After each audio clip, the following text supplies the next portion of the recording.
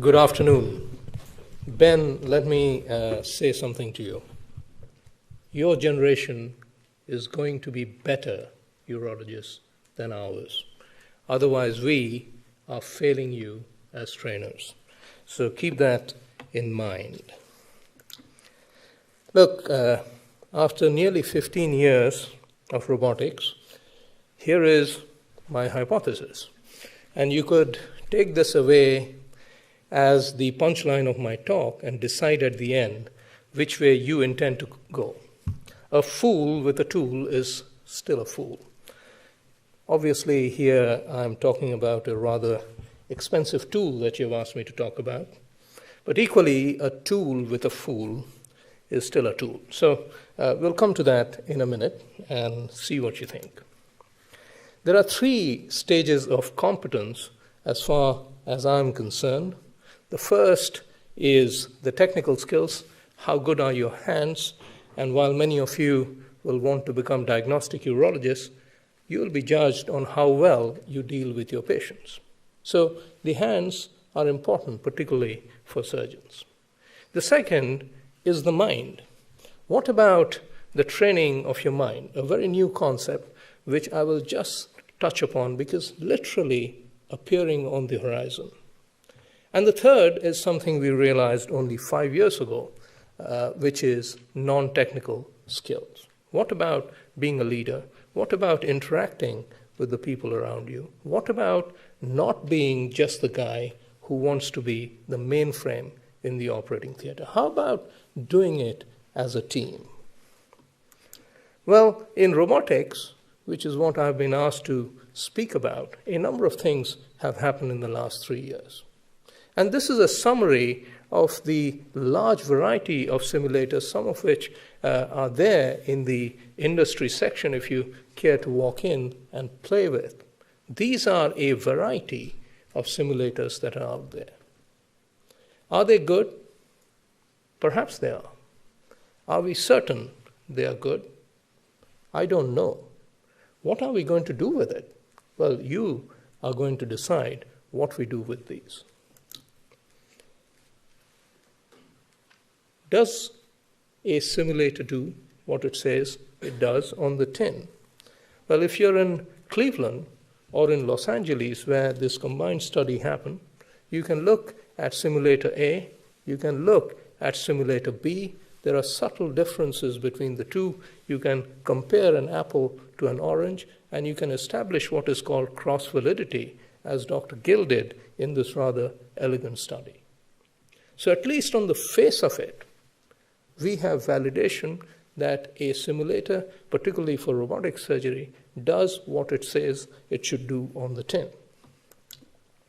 But then these kinds of simulators do not really assess non-technical skills because there is the surgeon in a console doing that. It doesn't establish what is happening around the surgeon in that environment. Are we today able to, for any surgeon, but particularly in a robotic surgeon who has his or her head inside a console literally cut out from the rest of the world, can we decide whether they are situation aware, whether they have the right decision-making, leadership, and communication skills?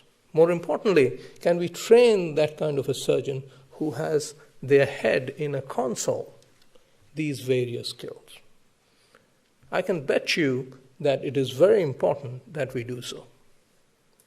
When we looked at our first 1,000 robotic-assisted radical prostatectomies, this was nearly now 5 years ago, almost half the complications had nothing to do with the guy or the lady sitting at the console. 50%. It had everything to do with what was happening outside. So, you equally become responsible for what is happening outside because it is, believe it or not, your complication, even though you did not cause it. So this is the first thing we did 3 years ago, which was learn from Cowboys.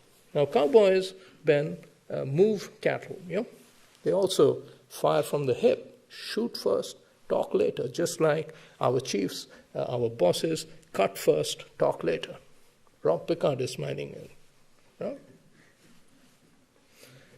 But they do something very nice. When they're herding cattle from A to B, they use checklists. The concept of checklists actually doesn't come from the airline industry. It comes from Cowboys. So Kamran Ahmed, who is here somewhere in the audience, was our postdoc at the time, and he did this beautiful piece of work using a statistical process called HFMEA. HFMEA is simply a process whereby you decide on a hazard ratio, you divide an operation into various steps, and if the hazard ratio of a particular stage is greater than equal to 8, you say, well, hello, there's a problem here, and we need to make sure that the problem doesn't happen. Notice in this checklist that it starts before the patient comes into the operating room and happens and ends after the patient goes into recovery. The operating room is just the central bit of a rather prolonged process. This is published, and I would encourage you to use it. The next thing that happened after the checklist was that there was no standardized training. A number of litigations had happened in the United States, particularly in gynecology, where people were saying, well, see one, do one, teach one in robotic hysterectomy is just not good enough. And the maker of the machine realized at this point that the training that we had delivered was perhaps not right. I stand equally to blame. About 5, 6, 10 years ago, Tough, at the time Buff, had very kindly invested nearly £500,000 in robotic training, and I was the guy who was traveling around like a barefoot robotic surgeon going from center to center, teaching my different colleagues how to do this kind of surgery. That's all we knew at the time. We didn't know any other way of training. We realized quickly that if we were to standardize training, we couldn't just have the traveling urologist mentoring Mr. A or Miss Z. So we set up an international group of experts. This took a 3-year period, trying to establish what would be the best training method for the next generation of surgeons. And this was published in December last year in the BJUI. This is the first international robotic training curriculum. And today, I do not think if a case comes up in front of the GMC or any European board where a trainee hasn't gone through a structured process and has a major complication causing harm to a patient, you could defend that person if they haven't been through a structured curriculum. It exists, it has been established. And it essentially has 5 steps. The first, even before you go anywhere, is to go into your office or at home, take your iPad or your smartphone out, click on EBUSS, E-B-R-U-S. You click on it, it's an online training, it's fully validated, and that's what you do. It was developed in Belgium. So the first thing, even before you enter a lab, is online training. The second then is simulation and observation. There are various kinds of simulators, as I've already shown you, but part of this, very important part of this, is safe entry and safe exit out of whichever cavity you're going into. And again, we can debate the length of this kind of sim-based training and so on. The third is a fellowship, which is again in a modular form, so you don't do a prostatectomy entirely on your own the first day. I do one side, you do the other. A dual console is ideal for this kind of a scenario.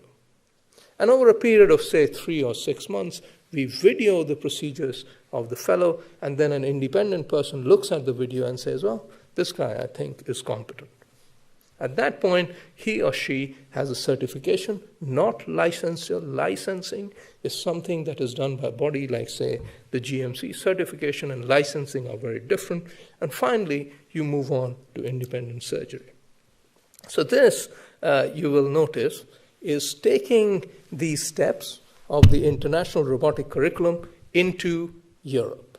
This here is the ERUS EAU validation of the International Robotic Curriculum that I just showed you. Again, you will see baseline evaluation, e-learning, the operating room in a simulated lab, virtual reality, dry and cadaveric, modular console training, and then transition to full procedure with video-based assessment with a final evaluation. So you can move rings around, you can do burning, you can do suturing, so on and so forth.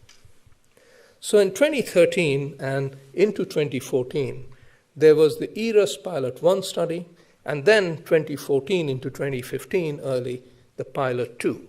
The difference between the two was simply that Pilot 1 was a 3-month study, Pilot 2 was a 6-month study. I think we got it wrong. We got rather ambitious, saying let's get all the data we can in 3 months. Pilot 1 had 10 centers, 10 fellows. Pilot 2 had twice the number.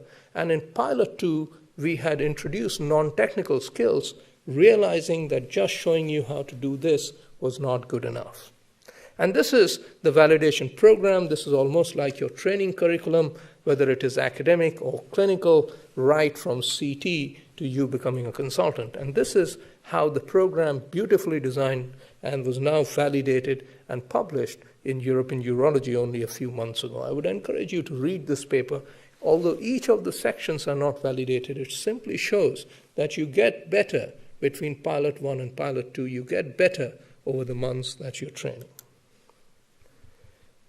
The next thing we did was to take the trainees and immerse them inside an Igloo. The Igloo was designed in Imperial College. It is currently in Guy's. Again, my team leads this. You can take a machine, you can have a simulated patient, you can have an anesthetist doing the crossword as usual, you can have the nurses, you can have so many different people, and you can stress the situation by suddenly causing bleeding, by causing a problem such as the instrument is not working or the robotic arm has failed.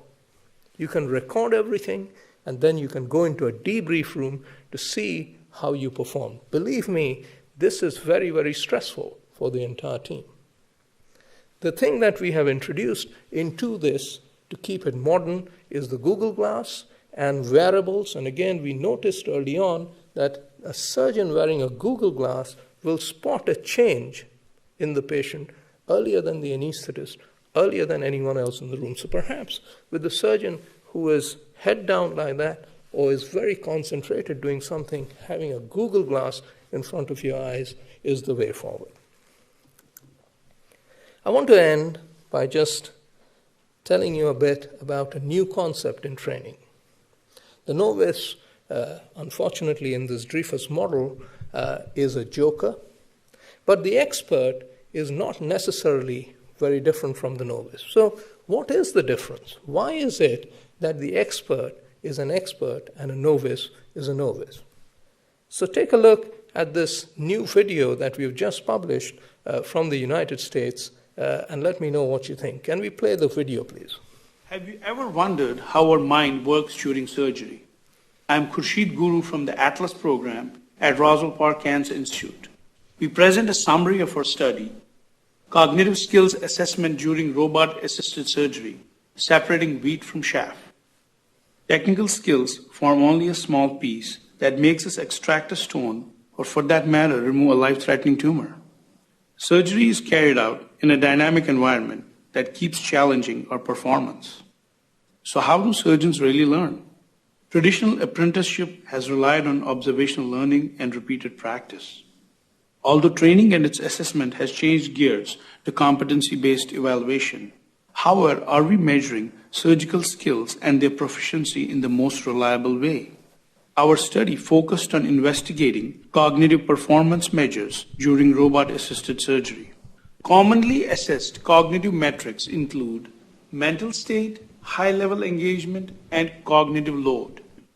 Mental state is a discrete index that represents the most probable cognitive state at a given moment.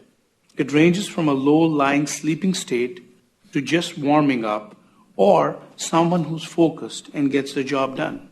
Meanwhile, state of high-level engagement gathers information, visually scans the surrounding, ultimately resulting in focus and sustained attention. The novice surgeons are still distracted and have a low high-level engagement, while an expert can clear his mind of everything around him and gets the job done. Cognitive load represents the level of mental effort during a task.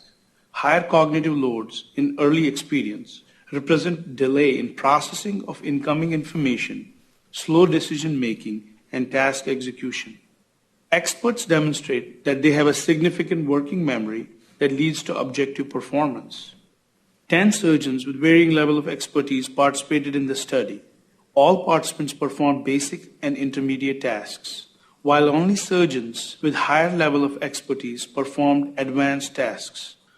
While performing basic skills, beginners had the highest mental state and high-level engagement in comparison to competent, proficient, and expert surgeons.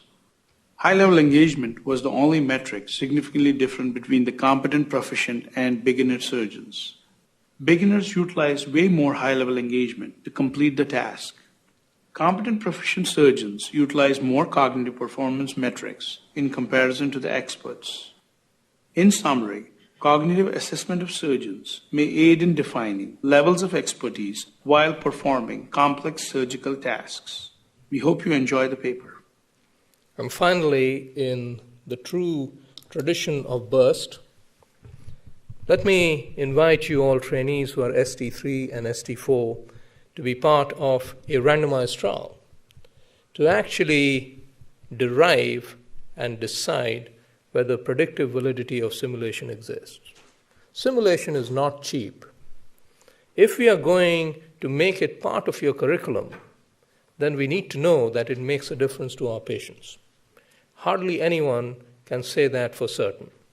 A randomized controlled trial of ureteroscopy, randomizing trainees ST3, ST4 into either no SIM versus SIM, and then measuring their time to proficiency as the primary outcome measure is about to kick off in September. My team are here, Kamran Ahmed, Abdul Latif Aidin, and Nick Razon. Please meet with them, and please, in the true spirit of BURST, agree to be randomized. Thank you very much.